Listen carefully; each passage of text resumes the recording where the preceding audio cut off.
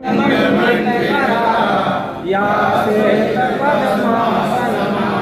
या ब्रह्माच्युत शंकर प्रभृतिभिर्मे वै सदा वन्दिता सा मां पातु सरस्वती भगवती निःशेषजाड्यां वः शुक्लां ब्रह्म विचारसार परमां माद्यां जगद्व्यापिनीं वीणा पुस्तकधारिणीमभयदां जाड्यान्धकारापहां हस्ते स्फाटिकमालिकां विदधतीं पद्मासने संस्थितां वन्दे तां परमेश्वरीं भगवतीं बुद्धि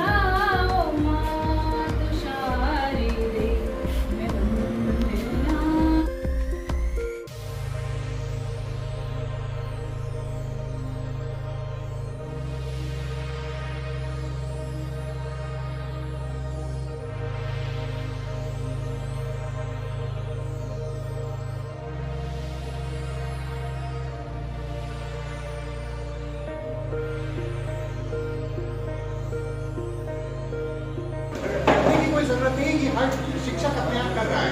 सबसे पहले अगर हमने सहज वातावरण बनाया है तो जाहिर सी बात है हम पढ़ाएंगे। अब पढ़ाया तो हमें वहाँ पे दूसरा पॉइंट जो आता है अभ्यास कराना है, तो हम वहाँ पे अभ्यास कराएंगे। बच्चों ने अभ्यास कार्य किया है तो हम उसका मूल्यांकन करके फीडबैक बच्चों को दे देंगे। जैसे ही अभ्यास कार्य हो जाता है उसके बाद अगर हमारा नेक्स्ट पॉइंट है, वो सब जानते हैं, सारे एज अ टीचर मालूम है कि हमें उनका असेसमेंट करना है। तो तीसरा पॉइंट हमारा आ जाता है असेसमेंट का, कि हमें उनका असेसमेंट कर देना है। असेसमेंट के लिए हमें अलग अलग शिक्षण पद्धतियाँ दी हुई हैं, हम उन शिक्षण पद्धतियों का इस्तेमाल करके उनका असेसमेंट कर सकते हैं। असेसमेंट करने के बाद हमें उनको उनकी जो कैचअप शिक्षण है, जैसे असेसमेंट हुआ तो डेफिनेट सी बात है कि उसका आउटपुट आएगा, कुछ अच्छा करेंगे कुछ खराब करेंगे, तो जो खराब करेंगे उनका हम असेसमेंट उनका हम रेमेडियल करेंगे, जिसका हमने अब नाम कैचअप दे दिया है। अब जब हम कैचअप कराते हैं तो हम सबको मालूम है कि हम कैचअप या रेमेडियल में कुछ गतिविधियां कराते हैं जो कमजोर बच्चों के लिए गतिविधियां। तो पांचवा पॉइंट हमारा टूलकिट का यही है कि हम गतिविधियां कराएं, ऐसी गतिविधियां जिसमें बच्चों को ज्यादा से ज्यादा समय तक हम उनको संलग्न रखें।